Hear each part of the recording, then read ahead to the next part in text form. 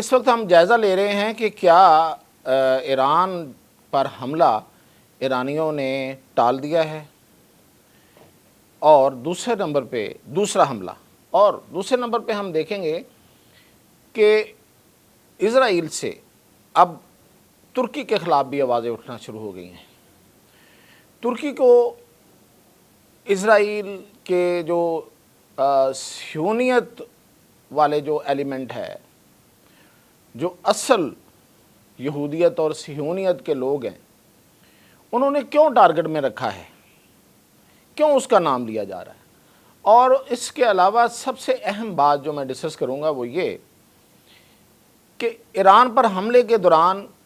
اسرائیل کے ایسے ڈرون گرے جن کو گرانا بہت مشکل تھا، اور ایران کا ایئر ڈیفنس سسٹم ڈیڈ تھا، تو کیسے گرے؟ اور اسی کا دوسرا حصہ کہ اسرائیل نے جتنے سسٹم اپنی حفاظت کے لیے حاصل ہو سکتے تھے پوری دنیا سے وہ لے کے اس نے لگائے ہوئے تھے، اس کے باوجود ایرانی میزائل کیسے جا کے اس پورے 3 سے 4 سسٹم کو کراس کر کے کیسے ہٹ کرتے رہے؟ تو اس کی کچھ اہم معلومات حاصل ہوئی ہیں۔ تو ان سب چیزوں کے ساتھ میاں طاہر دیکھیں، سب سے پہلے تو ہم دیکھتے ہیں کہ پچھلی رات ٹرمپ نے ایک بیان دیا، وہ اکثر بولتے رہتے ہیں، اور انہوں نے یہ طریقہ کار اپنایا ہے کہ میڈیا گریب کرو۔ وہ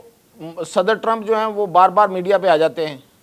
ہر نئی چیز پہ، ہر نئی بات پہ، جو بھی کسی طرف سے کوئی بیان آتا ہے اس پہ ریئیکشن دے رہے ہوتے ہیں، اور اس کا ایک ہی مقصد ہے کہ میڈیا کو گریب کر کے رکھو تاکہ کسی اور کو گنجائش نہ ملے۔ تو وہ رات کو آ گئے اور انہوں نے آ کے خامنہ ای کو خاصی سنائی، اور پھر کہا کہ اگر ایران جو ہے وہ یورینیم افزودگی کی طرف چل پڑا تو ہم اس پہ دوبارہ حملہ کریں گے۔ تو اس میں ایک بڑی عقل مندی کا جو مظاہرہ کیا گیا اور بڑا ہی پرومپٹ ایکشن تھا، بڑا اس سے ایک اطمینان ہوا، وہ تھا ایران کے وزیر خارجہ عباس عراقچی، ان کی طرف سے انہوں نے فوری بیان دیا کہ ہم بالکل اس طرف نہیں جا رہے۔ تو یہ بہت اس وقت جو سب سے بڑی بحث چل رہی ہے وہ یہ چل رہی ہے کہ ایران کے پاس 2 آپشن ہیں۔ ایک یہ ہے کہ وہ اپنے اس جو اٹامک پروگرام ہے اس کو جاری رکھے اور مسلسل کنفلکٹ میں رہے۔ ظاہر ہے جب آپ جاری رکھیں گے تو اسرائیل کو اور کیا چاہیے؟ یہودی جو اصل میں ایران کے دشمن ہیں، وہ ان کو اور کیا چاہیے کہ وہ فضا بنا کے رکھیں گے اور امریکہ کو اکسائیں گے۔ تو ظاہر ہے کہ پھر وہ سینکشنز بھی رہیں گی، وہ پابندیاں بھی رہیں گی، اور ایران کے اوپر دوبارہ حملے کا خطرہ بھی موجود رہے گا۔ دوسرا آپشن یہ ہے کہ وہ وقتی طور پہ اس پروگرام کو ٹال دے اور اپنے باقی دفاع پر توجہ دے، یعنی کہ اپنی ایئر فورس کو مضبوط کرے، اپنے میزائل پروگرام کو مزید مضبوط کرے، اپنے نیول فورس کو مضبوط کرے، اور خاص طور پہ اپنی اکانومی کو مضبوط کرے اور اپنے پر لگنے والی پابندیاں کو اٹھوائے، تاکہ وہ اچھی ایک ڈائنامک معیشت کے طور پہ ابھر کے سامنے آئے۔ مضبوط ایران جو ہے وہی اس کے ایران کے اپنے حق میں ہے اور امت مسلمہ کے حق میں۔ یہ بحث ہے۔ بہرحال یہ عراقچی کا جو بیان تھا وہ بڑا قابل تحسین ہے۔ اب آگے چلتے ہیں کہ ترکی کا نام کیوں آ رہا ہے؟ تو یہ ایک اسرائیل کا ایک کوئی بندہ ہے جو ان کے براڈ کاسٹ،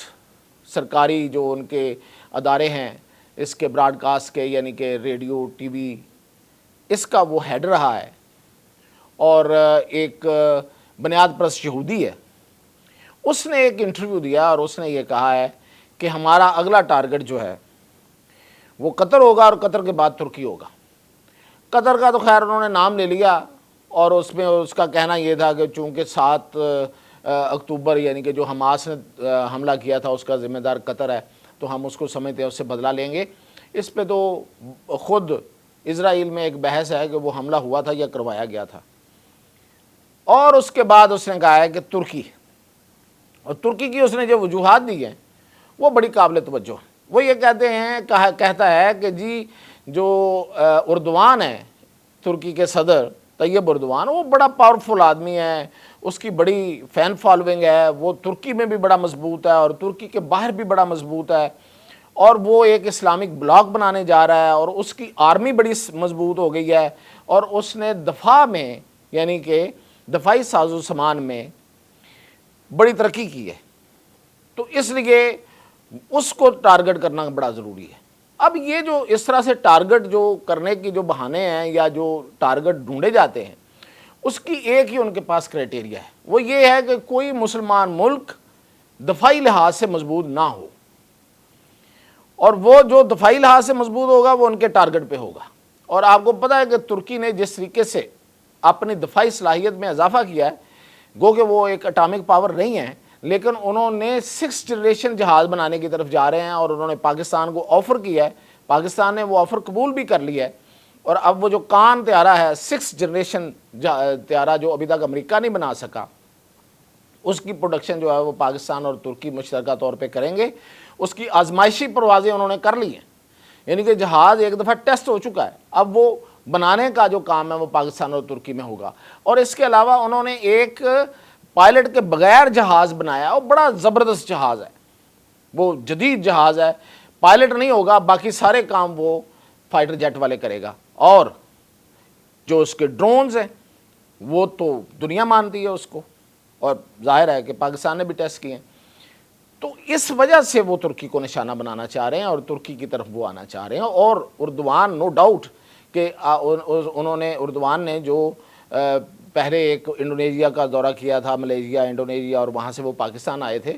تو اس وقت وہ مسلم امہ کا تصور لے کے ہی آئے تھے، ابھی ٹرمپ نے حلف نہیں اٹھایا تھا، تو یہ ان دنوں کی بات ہے۔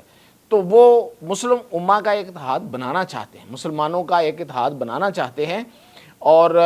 اس کی اکانومی بھی بڑی مضبوط ہے، اور ترکی جو ہے وہ ویسے بھی یورپ کا حصہ ہے، تو اس کی بڑی اپنی حیثیت ہے، اس لیے اس کو نشانہ جو ہے وہ بنانے کی بات کی جا رہی ہے۔ اب آتے ہیں کہ ایران کا تو ایئر ڈیفنس سسٹم جو ہے وہ ختم ہو گیا تھا، اس کو تو اسرائیل نے پہلے ہیک کر دیا، پھر اس کو نشانہ بنایا اور ویسے ہی ختم کر دیا۔ تو ایران کے اندر جو ایٹان نامی ایک اسرائیلی جو ڈرون ہے وہ کیسے گرتے رہے، یہ ابھی آپ دیکھ رہے ہیں سکرین پہ اس کی فوٹوز، یہ ڈرون جو ہیں یہ گرے ہوئے ہیں جگہ جگہ، اور ان کی حالت کیا ہوئی ہے۔ یہ وہ والا ڈرون ہے، اگر میں اس کی آپ کو کچھ تفصیل بتاؤں، کہ یہ ڈرون جو ہے ایک، اس کو ہیرون ٹی پی یا ایٹون کہتے ہیں، یہ ایک ڈرون جو ہے یہ 35 سے 45 ملین ڈالر کا بنتا ہے، یہ 35 سے 45 ملین ڈالر کا ایک جہاز پڑتا ہے ان کو، یہ ڈرون پڑتا ہے، اور یہ کئی ڈرون وہاں پہ گرا دیے گئے۔ تو ایران کے پاس تو ایئر ڈیفنس سسٹم ہی نہیں تھا، تو وہ کیسے گرائے۔ پھر اس سے اگلا سوال جو بڑا اہم ہے وہ یہ ہے کہ اسرائیل نے جو اپنا ایئر ڈیفنس سسٹم جو ہے وہ جو بنایا تھا، جس سے وہ اپنی بچت کرنا چاہ رہا تھا، اس نے اپنی پوری فضا کو پہلے آئرن ڈوم سے کور کیا، پہلا جو اس کی ڈیفنس لائن تھی وہ تھی آئرن ڈوم، اور اس کے بعد اس کا تھا ایرو 2 ڈیوڈ سلنگ، ٹھیک ہے، یہ اس کا نام تھا، جو اوپر والی لیئر تھی وہ اس کو کور کرتا تھا، اور اس سے اوپر ایرو 2 سسٹم تھا، یعنی کہ پورا اسرائیل اس کے فضا کے اوپر ایک پورا کرو بنا ہوا ہے، اس کرو میں کوئی بھی میزائل، کوئی راکٹ آئے گا تو وہ اس کو روک لیں گے۔ اب یہ اتنا مہنگا سسٹم لگا ہوا تھا، اتنے مہنگے سسٹم لگے ہوئے تھے، ایک میزائل پہ سینکڑوں جو ملین ڈالر ہیں وہ لگتے ہیں ایک میزائل چلانے پہ، اس کے اتنا مہنگا سسٹم وہاں لگا کے اس نے رکھے ہوئے تھے، لیکن اس کے باوجود ایرانی میزائل جو ہیں وہ اگر 100 میزائل پھینکا ہے تو اس میں سے 10 جا کے یا 6 جا کے ضرور لگے ہیں اور اس کو کراس کر گئے۔ آخر ایسا کیا تھا، کیسے ہوا یہ سب کچھ؟ تو اس کی ہم نے تلاش کی، تو ہمیں مختلف جو سورسز ہیں ان سے یہ پتہ چلا ہے کہ پہلی بات تو یہ ہے کہ جو ایران نے پہلے میزائل مارے شروع میں تو وہ نہیں لگے تھے، ان کو روک لیا گیا تھا، اور جو لگے تھے وہ آبادی کے باہر لگے تھے۔ اور یہ سسٹم جو ہے یہ کرتا بھی یہی ہے کہ اگر میزائل اس پورے ایریا، یعنی کہ جس ایریا کو انہوں نے کور کیا ہوتا ہے، اس سسٹم نے، روکنے والے سسٹم نے، تو وہ اگر اس سے باہر جا رہا ہو تو وہ اس کو نہیں روکتا، صرف اسی ایریا کو روکتا ہے جہاں آبادی ہے. ظاہر ہے آبادی کو بچانا ہے یا آپ نے کوئی اہم تنصیبات کو بچانا ہے. تو وہ باہر جو لگ رہے تھے، سمندر میں لگ رہے تھے، اس کو وہ نہیں روک رہا تھا اور وہ لگ رہے تھے. لیکن یہ جو میزائل ہیں جو اس سے پہلے 3 ملکوں سے گزر کے جاتے تھے، وہاں سے بھی روکا جاتا تھا ان کو، اباکس کے ذریعے اور دوسرے سسٹمز کے ذریعے، وہاں سے بھی، اور طیارے فضا میں وہ بھی ان کو روکتے تھے میزائل مار کے. اب وہاں سے جو گزر گئے، آگے جا کے ان 3 سسٹم سے گزر کے اسرائیل کے تل اویو جو ان کا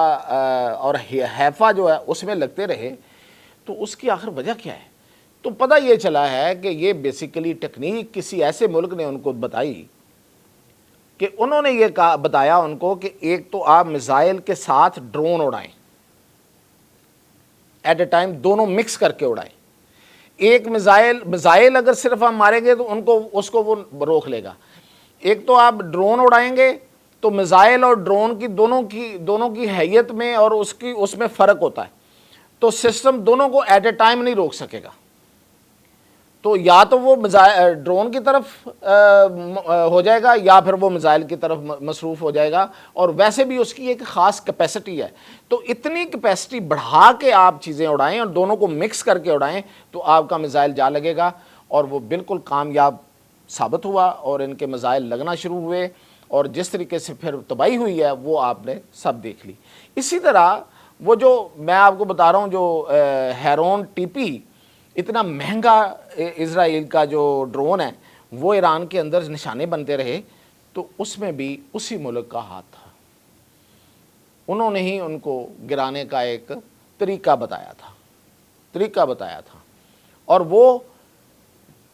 گرائے گئے ہیں، وہ نشانہ بنا کے گرائے گئے، وہ کسی سسٹم سے نہیں گرائے گئے، وہ بندوق کے نشانے سے گرائے گئے ہیں. اور وہ جس نے بھی طریقہ بتایا تھا وہ وہی ملک تھا جس کے سب سے زیادہ، باقی ملکوں سے زیادہ اس کے ایران میں مفادات تھے، اور وہ چین تھا. تو یہ ہمیں اطلاع ملی ہے، میں نے کہا آپ کو اپڈیٹ کرتا ہوں. تو اس کے ساتھ ہی اجازت دیجیے.